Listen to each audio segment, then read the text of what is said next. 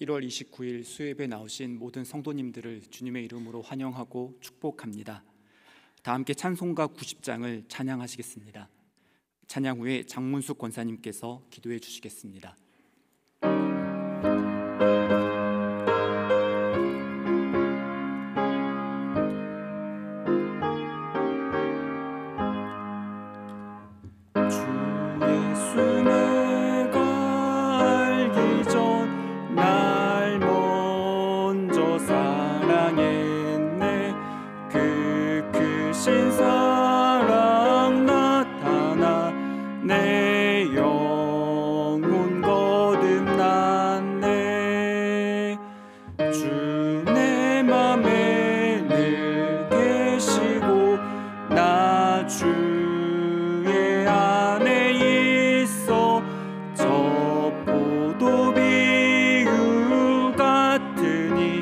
참 좋은 나의 친구, 내 친구 되신 예수님, 날 구원하시려고 그 귀한 몸을 버리사 내 죄를 대속했네. 나 주님을 늘 믿으며 그 손을 의지하고 내 몸과 마음을 바쳐서 끝까지 충성하리.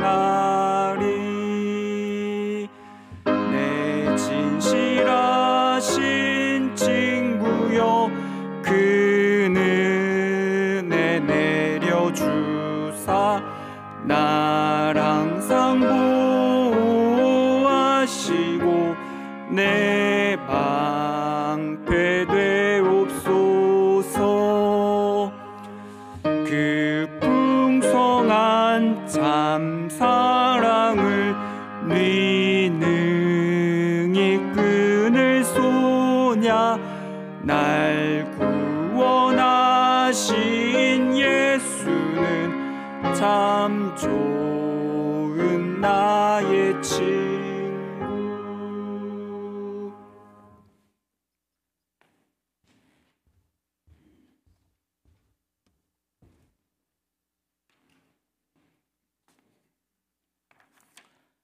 사랑의 아버지 하나님, 오늘도 주님의 은혜로 수요예배의 자리로 인도하여 주시니 감사를 드립니다.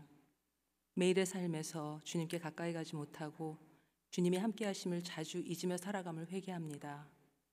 주님께서 우리와 항상 함께 하심을 기억하며 살아가는 저희들이 될 수 있도록 인도하여 주시옵소서. 하나님의 신실하심을 겸손히 의지하면서 믿음의 삶을 살아가길 원합니다. 불우한 이웃들, 사회적 약자를 계속 돌보고 사랑하면서 사랑의 공동체, 함께 지어져가는 공동체를 만들어갈 수 있도록 인도하여 주시옵소서. 다가올 시니어 도미니카 선교를 통하여 복음이 전해지고 하나님의 역사하심과 은혜가 충만할 수 있도록 인도하여 주시옵소서. 장로 선거를 앞두고 있습니다. 신실한 주님의 일꾼이 세워져서 우리 공동체가 더욱 든든히 세워질 수 있기를 간절히 기도드립니다. 저희 교회에서 파송한 선교사님들과 협력 선교사님들을 기억하여 주시고 그들을 눈동자와 같이 지켜주소서. 영육간의 강건함을 허락하사 주님께서 주신 사명을 기쁨으로 감당할 수 있도록 인도하여 주시옵소서. 몸과 마음이 아픈 지체들을 위해 기도합니다. 이들이 주님을 의지하며 마음의 평안함을 가질 수 있도록 인도하시며 속히 회복되도록 친히 안수하여 주시옵소서.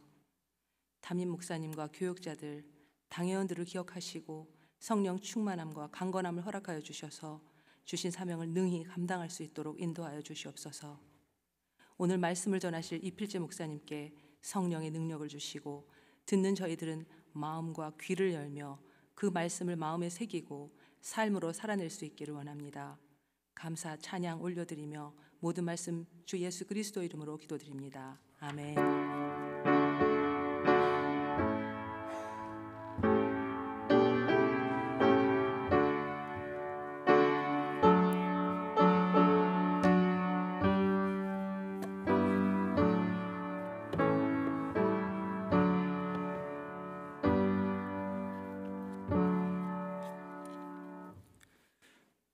교회 소식을 몇 가지 전달해 드리도록 하겠습니다.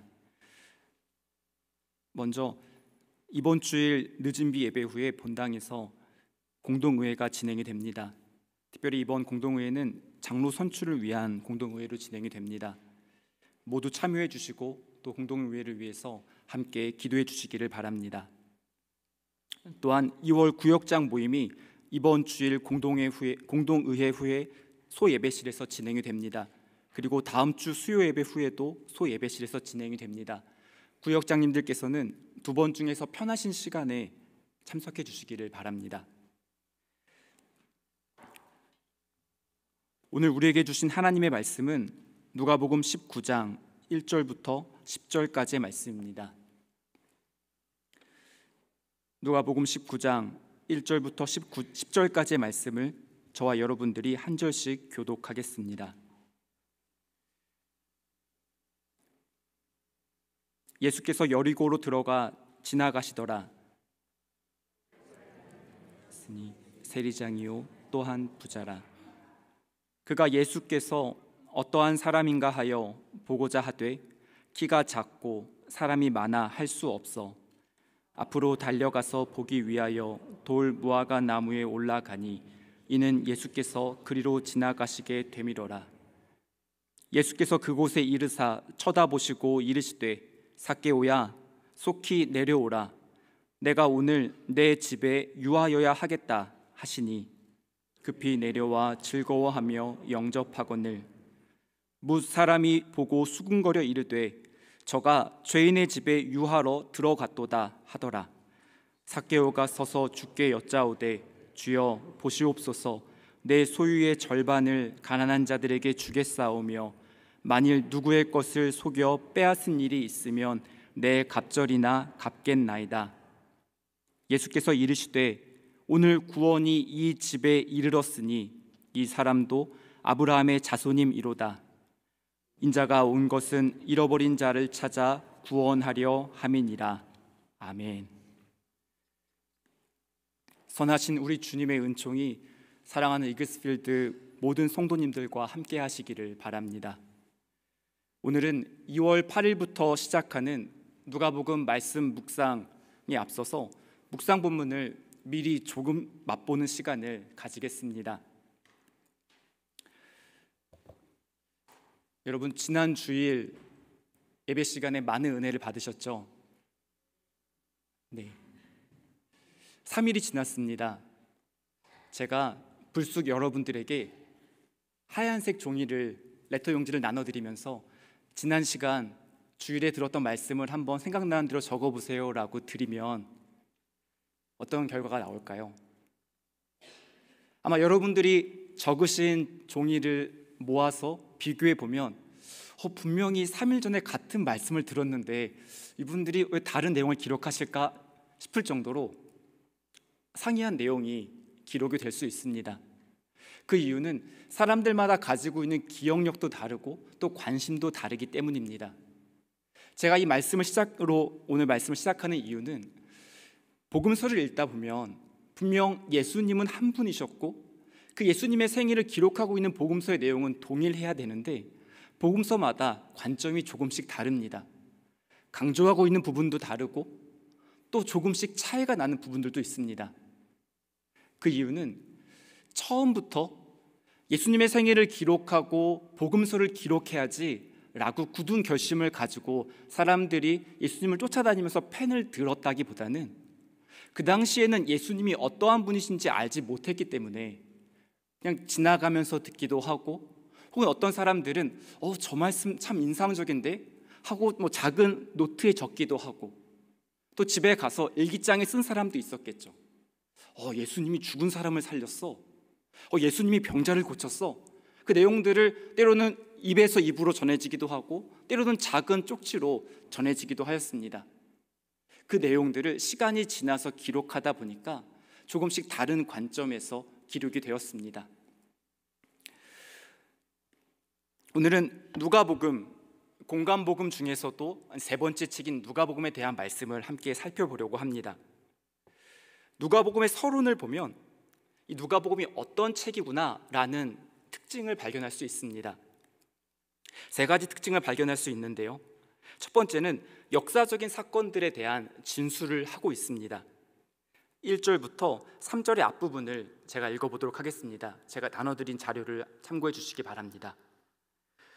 우리 중에 이루어진 사실에 대하여 처음부터 목격자와 말씀에 일꾼된 자들이 전하여 준 그대로 내력을 저술하려고 붓을 든 사람이 많은지라 그 모든 일을 근원부터 자세히 미루어 살핀 나도 라고 하면서 저자 자신을 소개하고 있습니다. 우리 중에라는 말은 누가가 속해 있던, 이 저자가 속해 있던 공동체를 의미합니다. 그 공동체 가운데 실제로 눈으로 직접 예수님의 행적을 보고 귀로 직접 예수님의 말씀을 들었던 사람들이 있었다라고 말하고 있죠. 하지만 이 누가복음을 기록하고 있는 저자는 직접 목격한 사람은 아니었습니다. 또한 처음부터 복음서를 쓴 사람도 아니었다는 사실을 분명히 밝히고 있습니다. 이어서 복음서를 기록하는 것이 우리는 지금 마태, 마가, 누가, 요한복음 이 4권의 책만 가지고 있지만 그 당시에 하나의 유행처럼 번지고 있었다는 것을 발견할 수 있습니다. 그 내력을 저술하려고 붓을 든 사람이 많았다. 이 많았다는 표현이 정확히 몇 명이었는지는 알 수 없습니다. 다만 불특정 다수가 예수님의 생애를 또 복음을 기록하려고 시도하였다는 것을 살펴볼 수 있습니다. 여러 기록이 있었죠. 또한 여러 자료들이 있었습니다. 그 자료들을 분석하고 참고해서 누가는 이 복음서를 기록하였다. 역사가적인 그런 자세와 태도를 가지고 이 복음서를 면밀히 자료를 조사하고 나서 이 복음서를 기록하였다라고 말하고 있습니다. 두 번째 특징은 3절 뒷부분에 있는 말씀을 제가 읽어보겠습니다.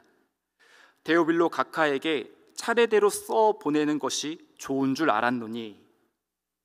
데오빌로 각하라는 사람에게 헌정하는 이 내용이 나와 있습니다. 지금도 책을 읽어보면 책 표지에 투 해서 사랑하는 아버지에게 혹은 아들에게 혹은 사랑하는 연인에게 이름을 기록되어 있는 경우가 있죠.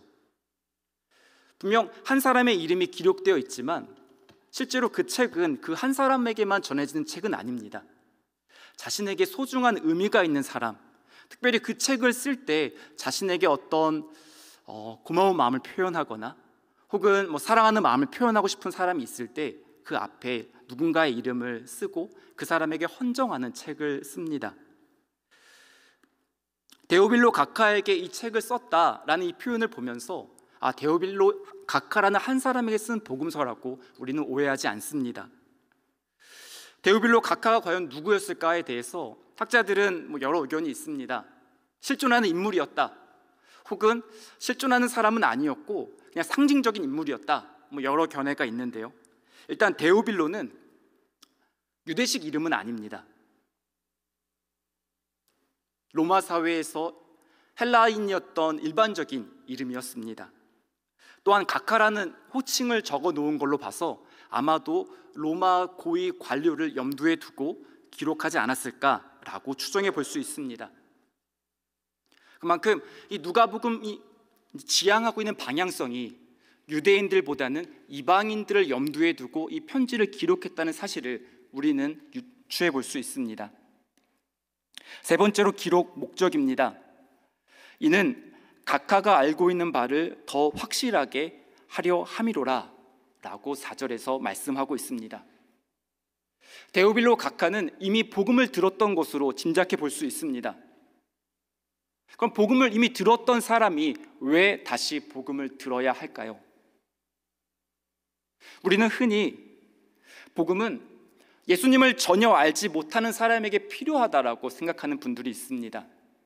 그래서 예수님을 알지 못하는 저 먼 나라 혹은 이웃에게 가서 전도를 하고 선교를 하며 복음을 전해야 한다고 생각합니다. 맞습니다. 그렇게 복음을 전해야 하고 선교를 해야 합니다.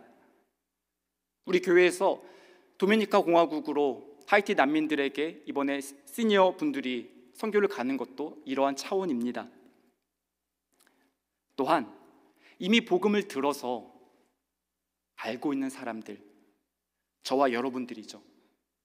저와 여러분들처럼 이미 복음을 여러 차례 들었지만 그래도 다시 우리에게 복음이 필요한 이유는 예수 그리스도의 복음을 오늘 나의 삶의 자리에서 더 분명하고 확실하게 깨달아야 하기 때문입니다. 누가복음은 이러한 목적을 가지고 책을 쓰기 시작한다라고 말씀을 합니다. 서론의 내용을 정리해 보면 누가복음은 당시 그리스 로마 시대의 역사 기술 방식을 기본 장르로 사용하고 있습니다. 하지만 그 시대의 일반적인 전기를 기록하고 있었던 것은 아닙니다. 마치 영웅 한 사람의 전기를 기록하듯이 예수님의 전기를 기록하는 목적을 가지고 이 책을 쓴 것은 아니었습니다. 역사적인 관점과 함께 또한 신학자로서의 관점을 가지고 복음을 증거하고 독자의 믿음을 더욱 확실하게 하기 위한 목적을 가지고 누가복음을 기록하였습니다. 그럼 이어서 누가복음의 배경과 구조를 살펴보도록 하겠습니다. 먼저 누가복음이 쓰여졌던, 또 누가복음이 중점적으로 다루고 있던 시대의 사회적인 배경을 살펴보겠습니다. 누가복음에서 중점적으로 다루고 있는 사건들의 배경은 예수님의 공생의 사역입니다. 그 시점은 기원 후 1세기의 3분의 1 지점이라고 제가 적어드렸는데요. 30년대 전후, 이게 좀 애매해서 그냥 1세기의 3분의 1 지점이라고 한번 표현해 보았습니다. 또한 누가복음이 기록되었던 시대는 많은 학자들이 1세기의 3분의 2 지점인 70년대 혹은 80년대일 것으로 추정을 합니다. 이 시대는 정치 군사적으로는 로마의 영향력이 지배적이었습니다. 유대 사회도 로마가 지배하고 있었습니다. 또한 문화와 사상 면에서는 헬레니즘 영향력이 절대적인 시대였습니다. 이스라엘에서도 헬라어가 통용이 되었고 지중해 연안을 따라서 펼쳐져 있는 많은 도시들에서, 로마가 지배하고 있는 많은 도시들에서 헬라어가 마치 지금의 영어처럼 통용되고 있었던 시대였습니다. 언어뿐만이 아니라 문화도 헬레니즘의 영향력이 절대적이었습니다. 일반적으로 학자들은 이 누가복음을 기록한 저자를 누가라고 추정합니다. 누가를 표현하는 말이 몇 가지 있는데요. 첫 번째는 이방인입니다. 신약 성경 27권 중에 26권, 그러니까 절대적인 다수는 유대인들에 의해서 기록이 되었습니다. 아니죠, 사도행전까지 하니까 죄송합니다. 25권입니다. 25권은 유대인들에 의해서 기록이 되었고, 누가복음과 사도행전 이 두 권의 책만 이방인이었던 누가에 의해서 기록이 되었습니다. 또한 누가는 우리가 지난 사도행전 말씀을 통해서 살펴보았던 것처럼 사도 바울의 선교 동역자입니다. 또한 의사라는 직업을 가지고 있었던 사람입니다.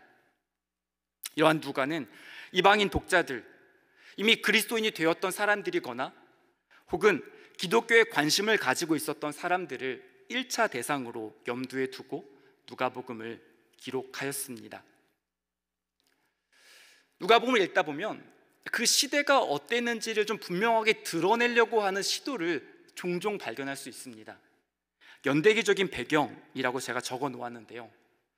누가복음은 그 시대를 분명히 밝히면서 특별히 과거에는 어느 왕 몇 년, 이런 표현들을 종종 썼잖아요. 이런 표현들을 통해서 예수님의 사건이 그냥 우리가 모르는 저 미지의 어느 세계에서 일어난 사건이 아니라 분명히 역사적으로 실존했던 사건이라는 사실을 분명히 드러내는데 초점을 맞추고 있습니다. 먼저 세례 요한의 출생과 또한 그 시대 유대 사회의 정치적인 상황을 이렇게 말씀합니다. 유대 왕 헤롯 때에 아비야 반열에 제사장 한 사람이 있었으니 이름은 사가랴요 그의 아내는 아론의 자손이니 이름은 엘리사벳이라.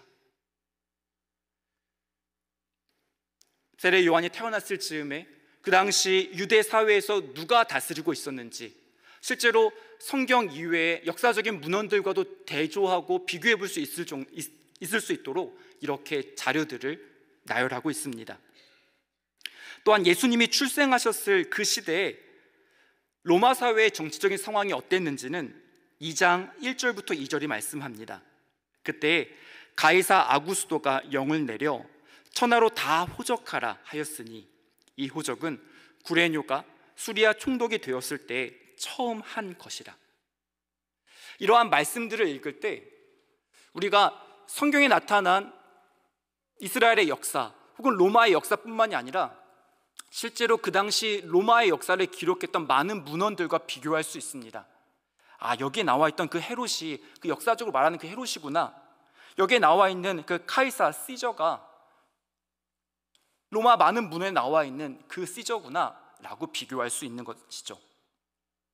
또한 시간이 지나서 이제 세례 요한이 사역을 시작했을 때, 약 30년 무렵이 지났을 때, 그때의 배경을 좀 굉장히 구체적으로 3장 1절과 2절에서 소개하고 있습니다.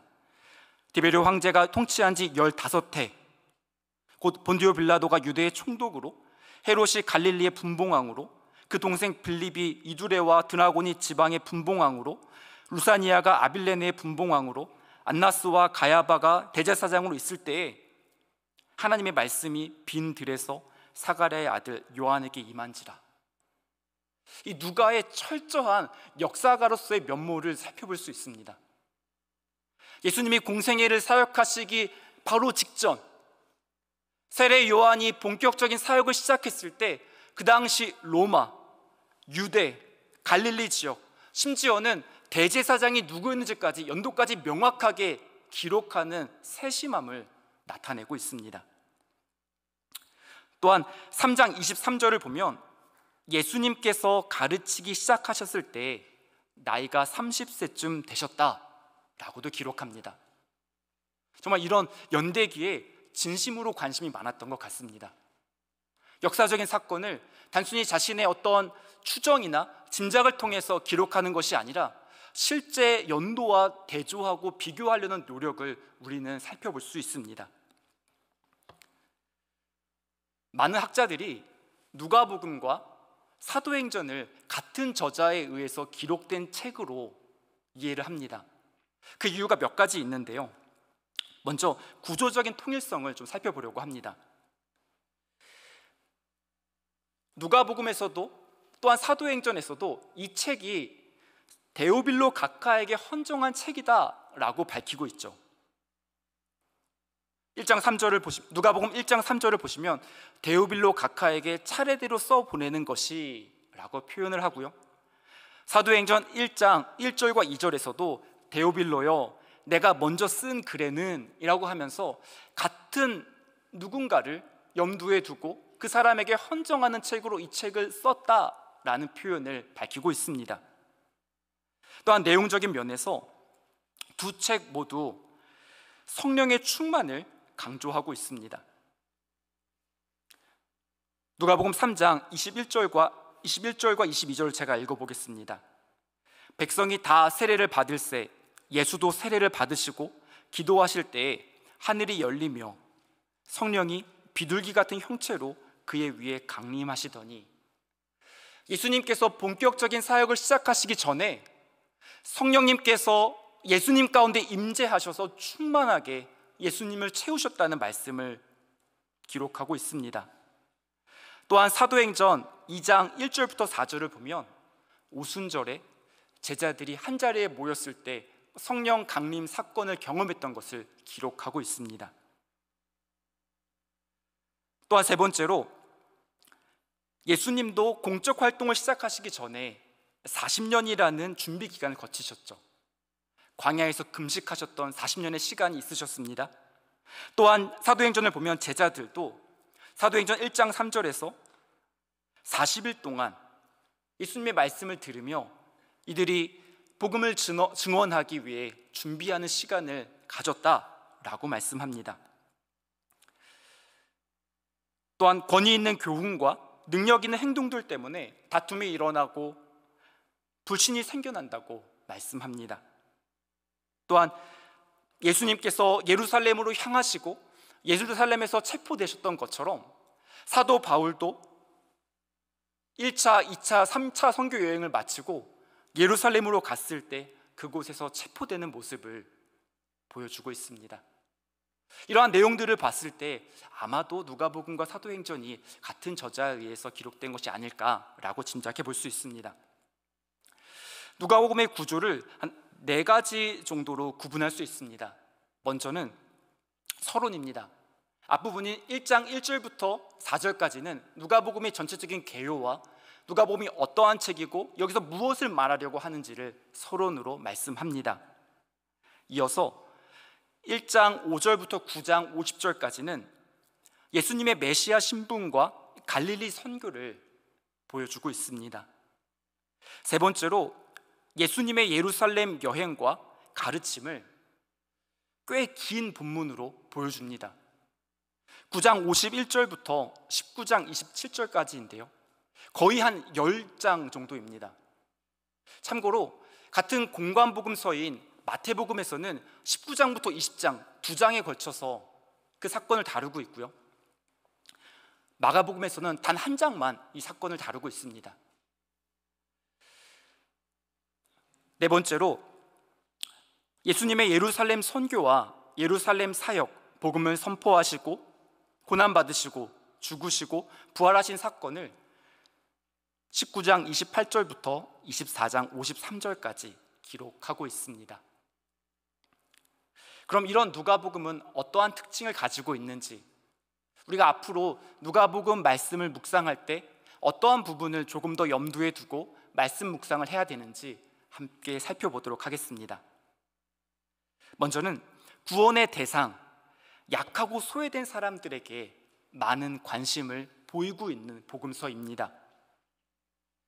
어떠한 사람들이 그 당시에 약하고 소외된 사람들이었을까요? 사회적으로, 또한 경제적으로, 관계적으로 소외된 사람들을 누가복음은 참 많이 보여줍니다. 그리고 그 소외된 사람들에게 예수님께서 다가가셔서 말을 거시고 그들과 함께 이야기를 나누시고 때로는 음식을 잡수시고 때로는 문제를 해결해 주시는 사건들을 누가복음은 보여줍니다. 때로는 예수님 너무 편애하시는 거 아니에요? 라고 하면서 예수님을 향해서 불편한 마음을 드러내는 사람들도 있었습니다. 어떠한 사람들인지 함께 살펴보겠습니다. 첫 번째는 가난한 사람들입니다. 제가 말씀을 읽어보겠습니다. 4장 18절입니다. 주의 성령이 내게 임하셨으니 이는 가난한 자에게 복음을 전하게 하시려고 내게 기름을 부으시고 나를 보내사 포로된 자에게 자유를, 눈먼 자에게 다시 보게 함을 전파하며 눌린 자를 자유롭게 하고. 나사렛 회당에서 처음 말씀을 선포하실 때 예수님은 이 복음을 가난한 사람들에게 전하기 위해 이 땅에 왔다라고 말씀을 하십니다. 6장 20절은 이렇게 말씀하시죠. 너희 가난한 자는 복이 있나니. 혹시 마태복음의 말씀을 기억하시나요? 마태복음에서는 심령이 가난한 자는 복이 있나니 라고 말씀합니다. 마음이 가난하고 뭔가 상처가 있고 좀 연약한 사람들은 복이 있다라고 말씀하는 것과는 대조적으로 여기서는 직접적으로 경제적인 가난을 말씀합니다. 여러분, 오늘은 한국의 구정 명절이죠. 여러분 새해 복 많이 받으시기 바랍니다. 제가 캐나다에 온 지 한 8년이 돼서 매년 설날이 되면 자녀들과 함께 한국에 계신 부모님께 동영상으로 세배를 드립니다. 오늘 마침 누가복음 말씀 묵상 맛보기를 준비하면서 부모님께 또한 어르신들께 새해 복 많이 받으세요라고 인사했던 그 말씀과 오늘 이 말씀이 좀 오버랩이 되었어요. 여러분, 우리가 1월 1일이 되거나 혹은 이렇게 구정 명절이 되었을 때 어르신들에게 또한 지인들에게 새해 복 많이 받으세요 인사를 하잖아요. 그럼 이 말씀과 함께 좀 맞물려서 여러분 새해 복 많이 받으시고 새해는 가난해지시기 바랍니다 라고 인사를 한다면 어떨까요? 아멘이신가요? 이게 제 말이 아니고 성경에 너희 가난한 자는 복이 있나니라고 하고 있는데요, 아멘 아니신가요? 우리가 흔히 복이라고 말할 때는 경제적인 풍요로움을 염두에 둡니다. 직접적으로 우리가 좀 그리스도인으로 양심이 있기 때문에 세상 사람들처럼 새해에는 부자 되세요 이렇게는 말 못하지만 좀 하나님 은혜 가운데 평안하시고 좀 마음고생도 덜 하시고 문제도 해결되시면서 좀 혹시 경제적인 문제가 있다면 그 문제도 극복되시길 바랍니다 라는 걸 이제 아울러서 새해 복 많이 받으세요 라고 인사를 하죠. 어쩌면 우리 안에 복에 대한 관점, 기준이 예수님의 말씀과 다른 것은 아닌지 좀 생각해 보게 됩니다. 이어서 나와 있는 7장 22절에서도요 가난한 자에게 복음이 전파된다고 말씀을 하시고 14장 13절에서도 잔치를 베풀 때 부유한 사람들 초대하지 말고 가난한 사람들 초대해라 말씀하시고요, 또한 18장 22절에서도 내 소유를 팔아서 가난한 자들에게 베풀라고 말씀도 하시고요, 심지어 예수님의 부모님이셨던 요셉과 마리아도 가난한 사람들이었다고 말씀을 합니다. 유대인의 정결 예식, 아이가 태어났을 때 정결 예식으로 예물을 드릴 때 가난한 사람들을 위해서 만들어졌던 규정, 산비둘기 2마리나 집비둘기 새끼 2마리를 가져오는 이 규정을 따라서 요셉과 마리아는 그렇게 비둘기 한 쌍을 가지고 제사를 하려고 하였습니다. 그만큼 예수님은 요즘 말로 표현한다면 흙수저로 태어나셨습니다. 가난한 가정에서 태어나셨죠. 하나님께서 잘못 고르셨을까요? 예수님께서 이 땅에 오셔야 되는데 하나님께서 실수하셔서 가난한 가정에 예수님을 태어나게 하셨을까요? 실수 없으신 하나님께서 그러지 않으셨겠죠. 가난이 하나님께 문제가 되지 않고 예수님께 문제가 되지 않고 또한 복이 있기 때문에 예수님께서는 가난한 가정에서 태어나셨다고 생각합니다. 그러면 얼마나 가난해야지 복이 있을까요?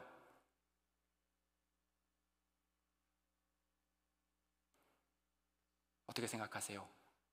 가난한 자는 복이 있다라고 말씀하시고 예수님께서 가난한 자에게 관심이 있다고 말씀을 하시는데, 그럼 우리가 얼마나 가난해져야지, 얼마나 더 가난해져야지 예수님께서 우리의 기도를 들으시고 우리에게 관심을 가지실까요? 꼭 이렇게 수치로 말하기에는 애매하다고 생각합니다. 그 이유는 부자들도 때로는 경제적인 문제로 허덕입니다. 때로는 사업에 어려움을 겪을 때가 있고, 때로는 현금이 잘 운용이 되지 않아서 캐시플로우에 문제가 생겨서 어려움을 겪을 때가 있죠. 부자들도 경제적인 어려움이 있고 가난한 사람들도 경제적인 어려움이 다 있습니다.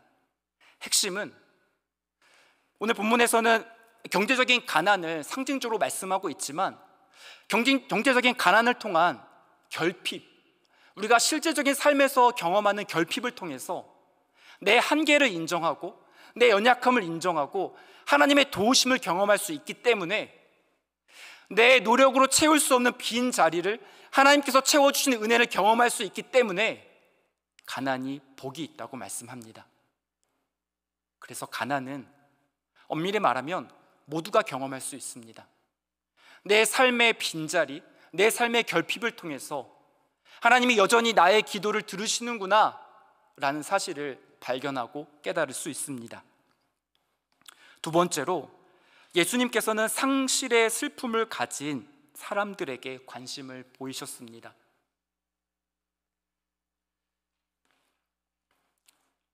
7장 12절부터 15절까지를 보면 예수님께서 나인성 과부를 만나셔서 그 아들을 살려주신 사건을 기록합니다. 제가 이 말씀을 최근에 번역된 새한글 성경으로 한번 읽어보겠습니다. 예수님이 나인 성문에 가까이 이르셨을 때였다. 보라, 사람들이 죽은 사람을 밖으로 옮기고 있었다. 그의 어머니에게는 하나뿐인 아들이었고 그 어머니는 남편 여인 여자였다. 그 도시 사람들이 제법 많이 무리지어 그 어머니와 함께하고 있었다. 그 여자를 주님이 보시고 그 여자 때문에 가슴이 아파서 그 여자에게 말씀하셨다. 울지 마세요. 그러고는 다가가셔서 관에 손을 대셨다. 그러자 관을 들어 옮기던 사람들이 멈춰 섰다. 그리고 주님이 말씀하셨다.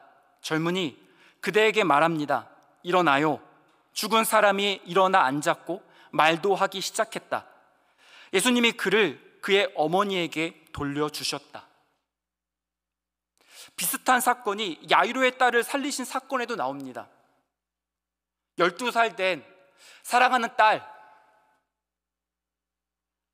그 딸이 죽었어요. 너무나 마음 아파서 아버지도 울고 어머니도 울고 친지, 가족, 주변 사람들이 모두 울고 있을 때 예수님께서 말씀하시죠. 울지들 마세요. 제가 이 말씀, 나인성 과부의 아들을 살리신 사건과 야이로의 딸을 살리신 사건을 개역 개정으로 읽지 않고 새한글 성경으로 읽은 이유가 있어요. 개역 개정 성경에서는 예수님께서 명령하세요. 울지 마라. 제가 이 말씀을 읽을 때 사실 마음이 좀 아파요. 물론 한국어에서는 어떤 존댓말과 어떤 명령, 이게 좀 명확하기 때문에 이게 좀 더 제가 예민할 수 있는데요. 물론 예수님께서 한국어로 말씀하신 게 아니고 그 당시 아람어로 말씀하셨기 때문에 이게 뭐 존댓말이었는지 명령인지 애매하죠. 하지만 사랑하는 아들을 잃고 사랑하는 딸을 잃고 슬픔 가운데 있는 유가족을 보면서 명령하듯이 울지 마라 라고 말씀하시진 않았을 것 같아요. 그래서 제가 좀 여러 번역본을 찾아보다가 이 새한글 성경을 보면서 많이 위로가 됐어요.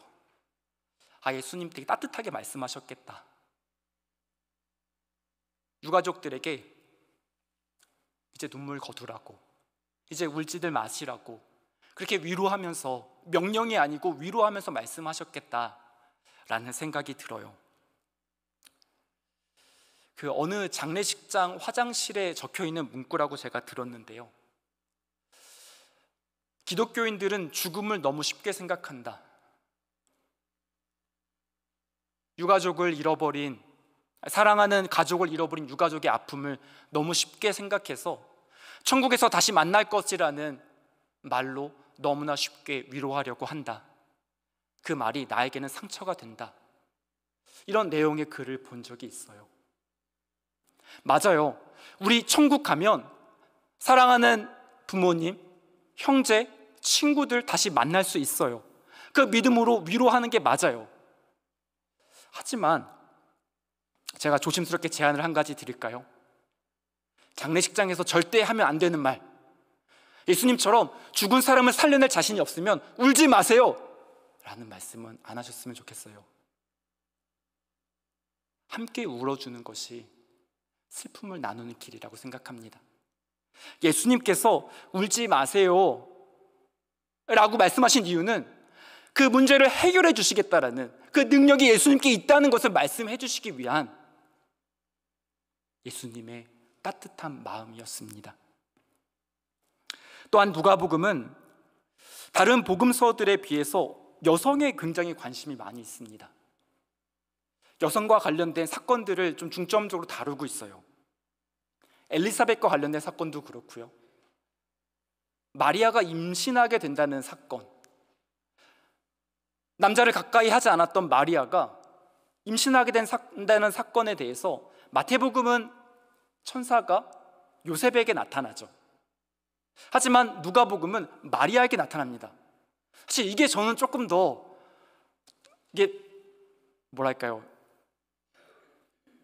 좀 인간적인 것 같아요. 인간적이다 말이 표현 좀 애매한데, 뭐냐면 당사자잖아요.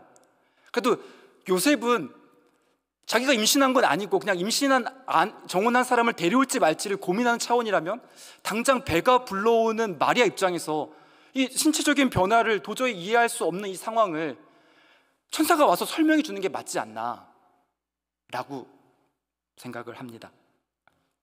또한 2장에 보면 성전에 있는 안나에게 성령님께서 말씀하시는 사건이 있죠. 또한 나인성 과부, 예수님께서 다가가셔서 그 문제를 해결해 주시고 아픔을 위로하시고 죽은 아들을 다시 살려주시는 사건이 기록이 되어 있습니다. 또한 23장 27절부터 31절까지를 보면 예수님께서 십자가에 못 박히셨을 때 남자들은 다 모른다고 했어요. 제자들, 무려 3년 동안이나 예수님을 따라다녔던 제자들, 예수님 모른다고 했죠. 그곳에 있던 군인들, 예수님을 모욕하고 창으로 옆구리 찌르고, 당신이 정말 하나님의 아들 그리스도라면 한번 내려와 봐, 이런 신성모독의 말을 했어요. 하지만 그 자리에 있었던 여성들은 예수님의 모습을 보면서 함께 눈물을 흘렸다라고 말씀을 합니다. 여성들의 사역, 여성들의 활동을 굉장히 강조하고 있죠. 그 시대 일반적으로 유대 사회에서 여성들의 인권과 지위가 굉장히 낮았던 점을 고려해 본다면 누가복음에서 이 여성들의 모습을 이렇게 강조하고 또 기록하고 있는 모습은 굉장히 인상적이고 특징적인 장면입니다. 또한 네 번째로, 그 당시 사회적으로 무리를 일으키고 사람들이 질타를 하고 때로는 공개적으로 따돌리고 왕따를 당하던 죄인들을, 그 죄인들을 예수님께서 품어 안아주십니다. 예수님께서 어느 날 바리새인 시몬의 집에 초대를 받으셨죠. 그때 한 여인이 예수님 발에 기름을 붓습니다. 그 여인을 향해서 죄 지은 여인이다 라고 소개를 해요. 또한 바리새인과 세리의 기도를 보면 바리새인은 예수님, 저 주일 성수 열심히 합니다. 저 수요예배도 꼬박꼬박 나가고요, 11조도 하고요, 저 봉사도 합니다. 이 정도면 저 훌륭하죠 라고 기도할 때 세리는 자신을 향해서 구원받을 자격이 없는 죄인이라고 말하죠. 그때 예수님이 누구의 손을 들어주시죠? 좋은 일 많이 하고 자랑할 게 넉넉하였던 바리새인의 손을 들어주시나요? 많은 사람들이 바리새인은 그 당시에 의인이라고 평가했지만 아니요, 예수님은 하나님께서 기도를 들어주신 사람은 자기 자랑만 하다가 자기 얘기만 하다가 가버린 바리새인이 아니라 하나님 앞에서 감히 고개를 들지 못하고 가슴을 치면서 울었던 죄인 세리라고 말씀을 합니다. 또한 15장을 보면 잃어버린 양, 동전, 아들을 찾는 비유가 나와요. 예수님께서 이 말씀을 하신 이유가 있어요. 누가복음이 참 재미있는 책인데요, 예수님께서 비유를 말씀하실 때 왜 어떠한 상황에서 이 비유를 말씀하셨는지 힌트를 주는 장면들이 많이 있어요. 그 중에 하나가 누가복음 15장이거든요. 누가복음 15장에서 예수님께서 늘 그러셨던 것처럼 세리들, 죄인들 함께 어울리셨어요.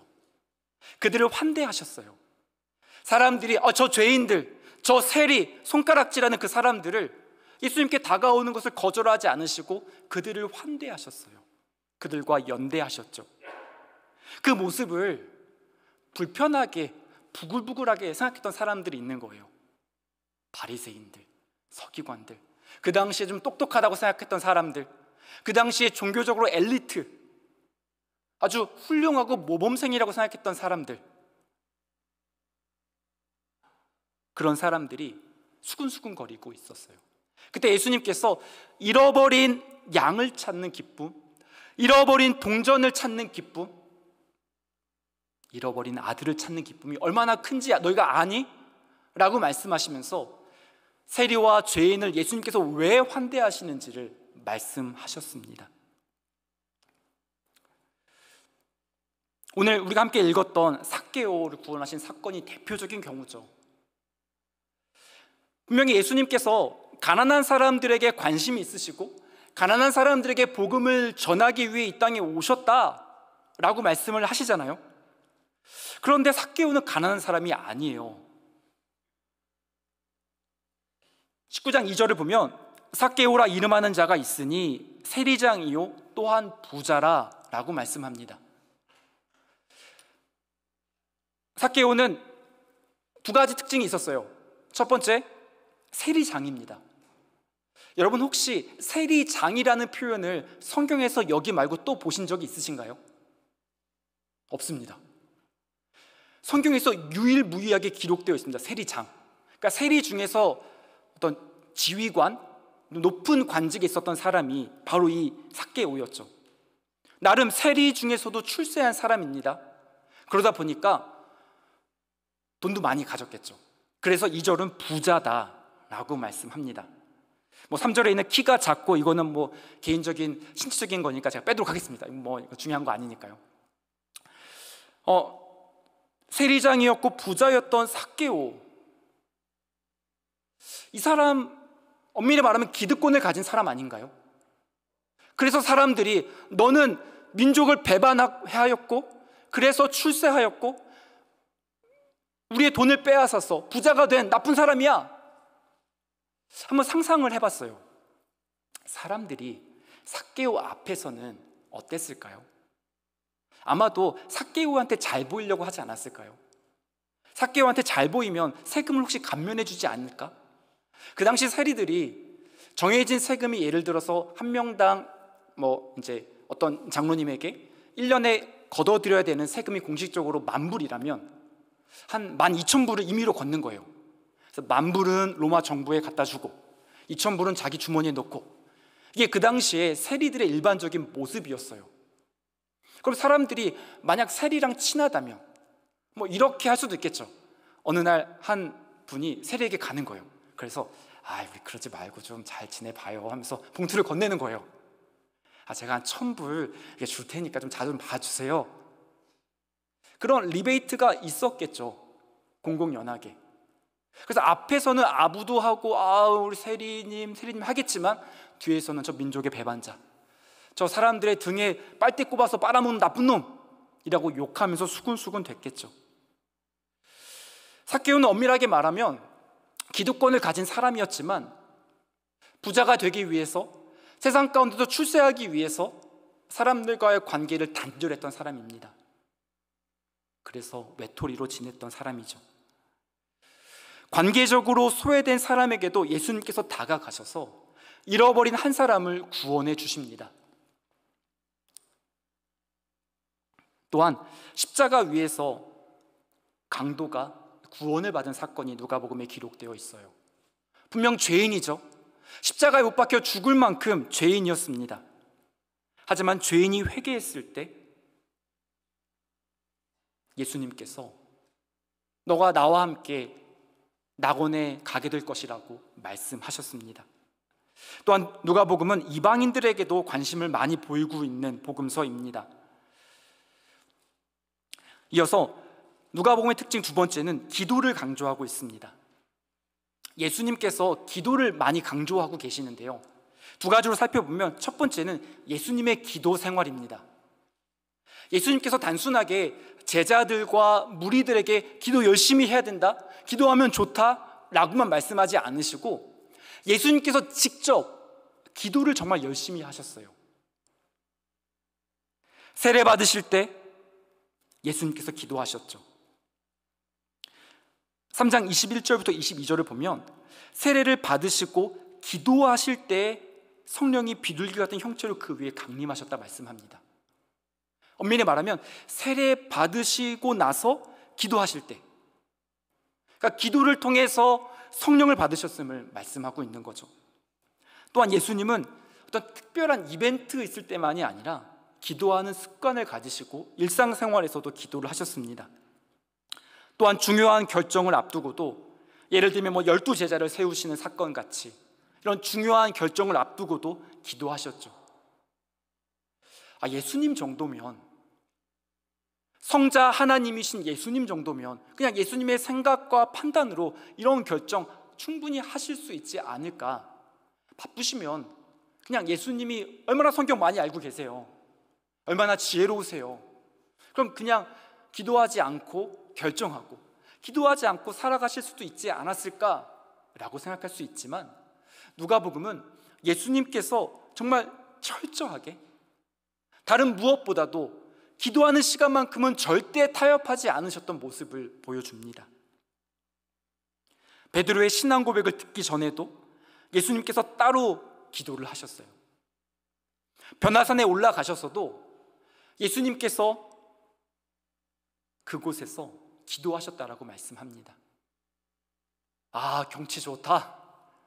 아, 이렇게 높은 곳에 올라와 보니까 좋네.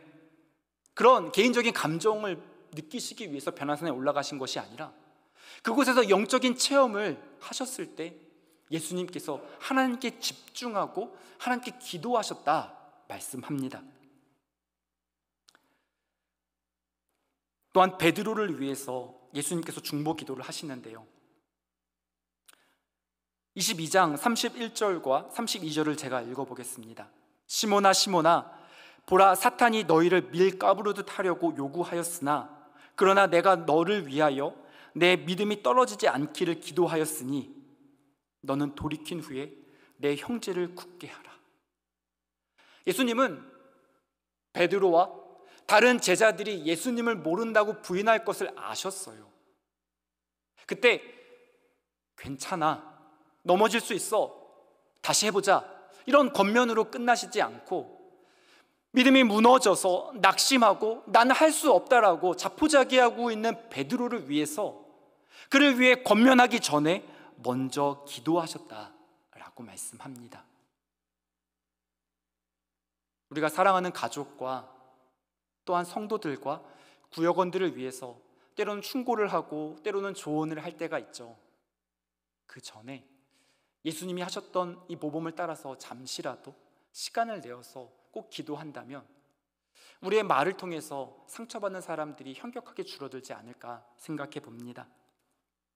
예수님께서는 십자가에 못 박히신 상태에서 고통 가운데서도 기도하셨죠.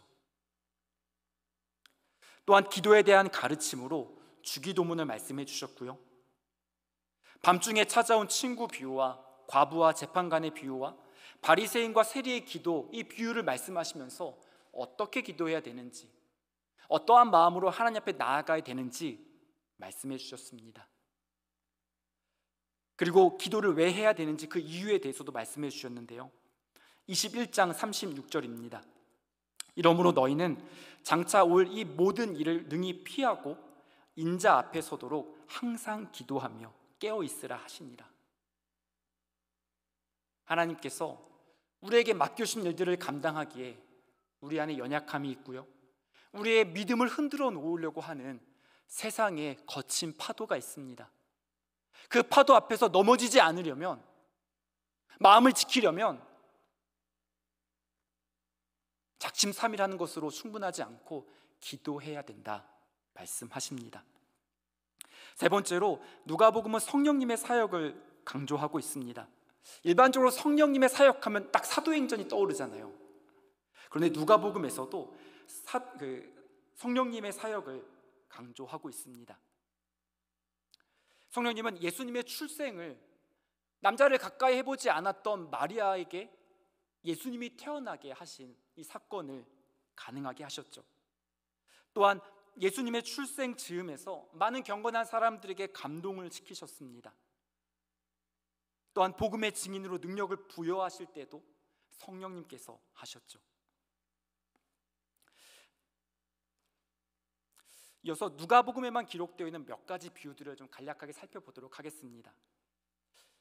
첫 번째는 선한 사마리아인 비유입니다. 사랑해야 하는 이웃의 범위가 민족의 경계를 넘어서야 되고 또 사랑을 실천하는 것이 구체적으로 드러나야 된다라고 구체적으로 보여주고 있는 비유입니다.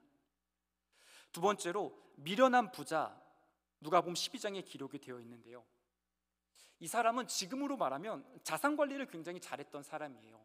농사를 지어서 많은 소출을 거두었고 그 곡식이 넘쳐 흐르니까 또 다른 곡간을 지으려고 했던 굉장히 계획적인, MBTI로 말하면 제2 성향의 사람입니다. 이 정도면 칭찬받을 것 같은데 성경은 분명하게 어리석은 자라고 평가를 하죠. 그 이유는 자기 재산을 축적하는 데만 관심이 있고 마치 자기 재산을 여러 해 동안 누릴 수 있을 것처럼, 자기에게 주어진 시간을 자신이 결정할 수 있을 것처럼 착각하였기 때문에 어리석다라고 말씀을 합니다. 누가복음에서 참 이해하기 쉽지 않은 말씀 중에 하나가 옳지 않은 불의한 청지기 비유인데요, 이 부잣집에서 청지기로 일하던 이 사람은 어느 날 해고를 당합니다. 그 이유는 이 사람이 본래 주인의 의도와 어긋나게 잘못된 일들을 했다라는 이 소식을 주인이 알게 되었기 때문이죠. 그리고 이 사람이 했던 행동은 갑자기 주인에게 빚진 사람들을 불러서 당신 얼마 빚졌어요? 100불이요? 80불로 고치세요. 당신 얼마 빚졌어요? 1000불이요? 그럼 500불로 고치세요. 이렇게 장부 조작을 합니다. 공문서를 위조했고 장부를 조작한 아주 큰 범죄를 저질렀죠. 하지만 이해할 수 없는 것은 그 주인이 이 불의한 청지기를 칭찬해요. 이게 어떤 사회적인 경제적인 논리를 말씀하시는 것이 아니라 그 주인이 의도했던 것은 자신의 재물을 자신만 가두어 쓰는 것이 아니라 가난한 사람들과 나누는 것이었기 때문에 비로소 그때야 이 불의한 청지기가 주인의 재산을 가난하고 연약한 사람들과 좀 장부를 조작하는 나쁜 방법을 써서라도 나누었기 때문에 이 주인은 옳지 않은 청지기를 칭찬한 사건이 나오고 있습니다. 또한 부자와 나사로 사건을 통해서 부자는 이 땅에서 호의호식하다가 가난한 사람들의 연약함을 전혀 고려하지 않고 가난한 사람을 환대하지 않았다가 지옥에 가고, 나사로는 천국에 가는 사건이 나와 있죠. 이 말씀은 단순히 부자는 지옥 가고 가난한 사람은 천국 간다, 그 말씀은 아니고요, 그 당시에 일반적으로 어떠한 사람들의 인식이 있었냐면 부자는 하나님께서 복을 주셨기 때문에 부자라고 생각했어요. 그러니까 표면적인 현상만 보고 병든 사람, 가난한 사람은 하나님 앞에 죄를 지었기 때문에 병들고 가난하다라는 인식이 있었어요. 그래서 세상적인 프레임을 가지고 하나님을 믿는 신앙에서도 그대로 적용하려고 하는 거예요. 세상에서 성공한 사람, 하나님께서 복 주신 사람, 세상에서 실패한 사람, 하나님 앞에 죄를 지은 사람, 이러한 도식을 가지고 있었는데요, 그 도식을 깨기 위해서 예수님께서 이 말씀을 해주셨습니다. 끝으로 누가복음의 주제와 메시지를 한번 살펴보도록 하겠습니다. 첫 번째로, 예수님은 잃어버린 사람들을 구원하기 위해 이 땅에 오셨습니다. 19장 10절에서 인자가 온 것은 잃어버린 자를 찾아 구원하려 함이니라 라고 말씀합니다. 그 잃어버린 한 사람은 가난한 사람일 수도 있겠고, 때로는 자신만 부자가 되기 위해서 악착같이 살아가다가 주변 사람들로부터 고립되고 관계적인 단절을 경험했던 사람일 수도 있겠고요, 질병을 가진 연약한 사람일 수도 있겠죠. 믿음을 잃어버린 사람, 소외된 사람, 그 한 사람을 구원하기 위해 예수님께서 이 땅에 오셨습니다. 그럼 이 잃어버린 한 사람은 지금 구역 몸에 잘 나오지 않는, 지금 예배에 빠지고 있는 한 구역원일 수도 있겠죠. 또한 잃어버린 아들을 찾는 비유에서 말씀하셨던 것처럼 종교적인 모범생으로 상징되는 바리새인 큰아들처럼 비록 몸은 교회에는 있지만 하나님을 향해서 온전히 마음을 열지 않은 겉만 그리스도인인 한 사람일 수도 있겠죠. 두 번째로, 예수님은 기도를 통해서 하나님의 나라를 고대하는 본을 보여주셨고 제자들에게 기도를 통해서 하나님의 뜻을 따라 살아가게 하셨습니다. 세 번째로, 사회적으로 소외된 사람들을 환대하시면서 예수님의 사랑을 실천하는 실제적인 삶을 누가복음은 보여주고 있습니다. 선한 사마리아인의 비유를 통해서 사람들은 자신과 친한 사람을 이웃이라고 흔히 생각하지만 강도 만난 사람, 그 사람이 바로 우리의 이웃이라고 말씀하고 계시고, 또한 강도 만난 사람에게 호의를 베풀고 이 사람을 환대했던 사마리아인, 당시 유대인들이 손가락질하고 죄인처럼 취급했던 이 사마리아인을 환대하는 삶이 바로 그리스도의 삶이라고 보여주고 있습니다. 네 번째로, 다양한 배경과 특징을 가진 사람들이 연대하고 공존하며 공동체를 이루는 모습을 보여줍니다. 오늘 함께 살펴보았던 누가복음 19장에서 삭개오를 예수님께서 환대하시고 그의 집에 들어가려고 하셨을 때 그 모습을 보고 수군거렸던 사람들이 있었습니다. 예수님께서 죄인의 집에 유하로 들어갔도다, 이 말은 삭개오는 구원받을 수 없다는 거예요. 저렇게 민족을 배반한 배신자는 하나님의 자녀라고, 아브라함의 후손이라고, 그리스도인이라고 이렇게 말할 자격이 없다라고 선을 긋습니다.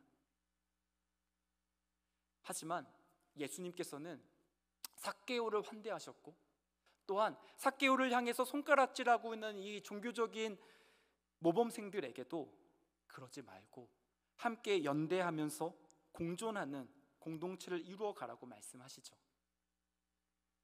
15장에서 세리와 죄인들과 예수님께서 어울리시는 모습을 불편하게 여겼던 바리새인과 서기관들에게도 예수님께서 잃어버린 양, 잃어버린 동전, 잃어버린 아들 비유를 통해서 그 잃어버린 한 사람을 찾는 것이 나의 뜻이기 때문에, 그러기 위해서 내가 이 땅에 왔기 때문에 이제는 너희가 좀 화해할 수 있겠니? 이제는 너희가 한 공동체 안에서 불편한 마음을 풀고 연대하며 공존하는 공동체를 이룰 수 있겠니? 라고 말씀하고 있습니다. 마지막으로 회개에 합당한 열매를 강조합니다. 세례 요한도 자신에게 세례 받으러 왔던 사람들에게 회개에 합당한 열매를 맺어야 된다라고 말하고 있고요. 또한 17장을 보면 잘못한 사람에게 용서해 주어야 된다라고 말씀하면서 한 가지 단서 같은 말씀을 붙이세요. 제가 읽어보겠습니다. 너희는 스스로 조심하라. 만일 내 형제가 죄를 범하거든 경고하고 회개하거든 용서하라. 만일 하루에 7번이라도 내게 죄를 짓고 7번 내게 돌아와 내가 회개하노라 하거든 너는 용서하라 하시더라. 용서를 값싼 은혜로 착각하지 말라고 말씀합니다. 하나님의 은혜로 우리가 구원받았고 예수님께서 십자가에 못 박혀 돌아가셨기 때문에 우리의 죄가 다 용서받았습니다. 하지만 그것으로 끝났다라고 생각하지 말고 회개에 합당한 열매를 맺으면서 이제는 그리스도인답게, 하나님의 자녀답게, 성도답게 살아가라고 말씀합니다. 사랑하는 성도 여러분, 함께 누가복음 말씀을 묵상하는 가운데 잃어버린 한 사람, 그 한 사람을 향한 관심이 있으신 예수님의 마음을 우리가 함께 발견하는 시간이 되길 소망합니다. 그리고 그 한 사람이 내 머릿속에 떠오르는 그 한 사람일 수도 있겠지만 바로 나이구나.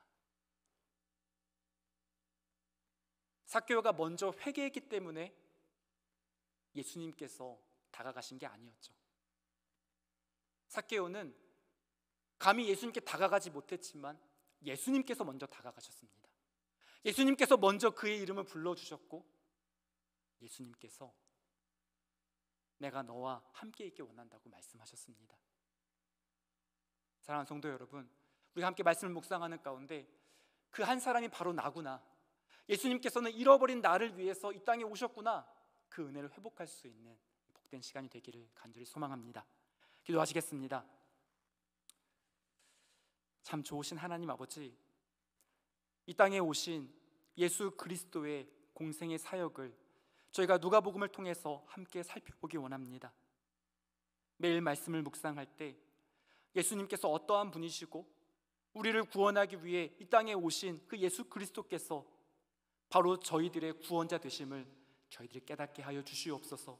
구원의 감격을 저희가 말씀 묵상하면서 회복할 수 있게 하여 주시고, 그 구원의 감격이 저희 안에만 가두어 두는 것이 아니라 교회 안에서, 가정과 직장 안에서, 사회 가운데서 소외되고 아프고 상처 가운데 있는 이들을 돌아보고 그들을 환대하고 또 연대할 수 있는 저희 이글스필드 공동체가 될 수 있도록 하나님 은혜를 더하여 주시옵소서.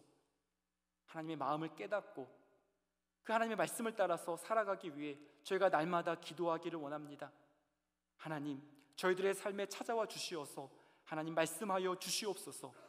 이 모든 말씀 예수님의 이름으로 기도드립니다. 아멘. 다 함께 자리에서 일어나셔서 찬송가 310장을 찬양하시겠습니다.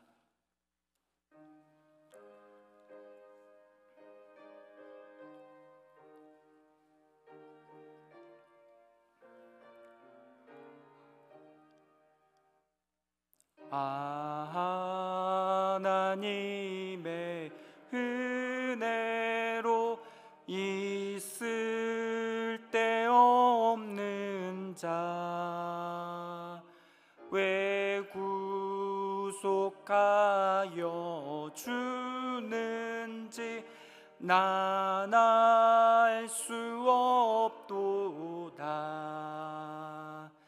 내가 믿고 또 의지함은 내 모든 형편 하시는 주님 늘 보호해 주실 것을 나는 확실히 아네.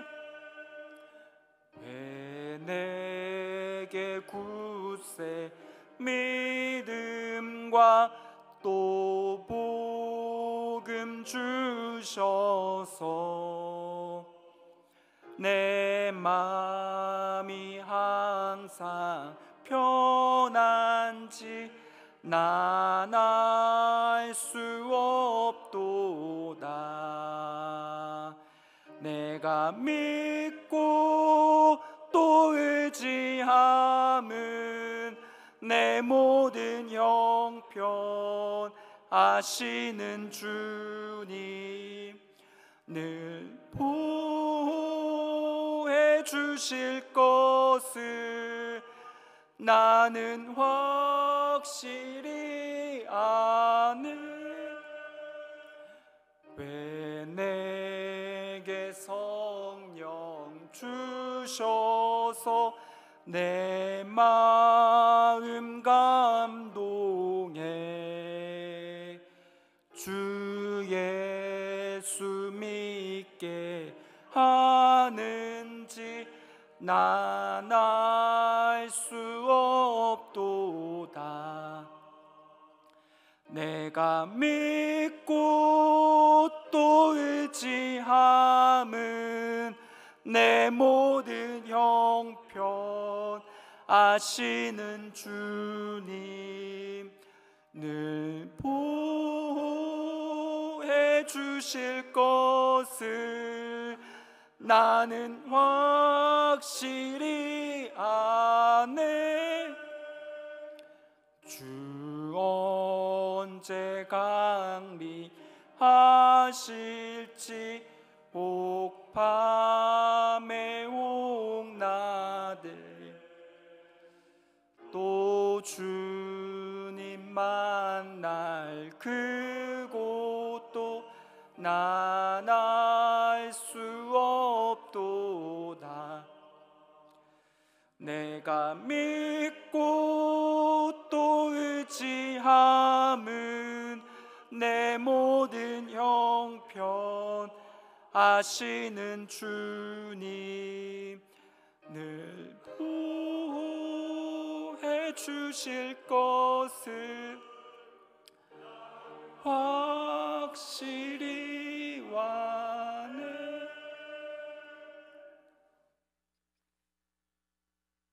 우리의 주님 되시는 예수 그리스도의 은혜와 하나님 아버지의 크신 사랑하심과 성령님의 감화, 감동, 인도하심이 잃어버린 한 사람을 찾아 이 땅에 오신 예수 그리스도를 더욱 의지하고 믿으며,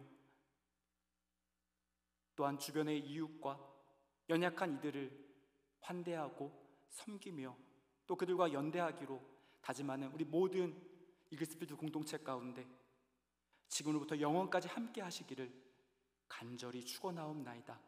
아멘.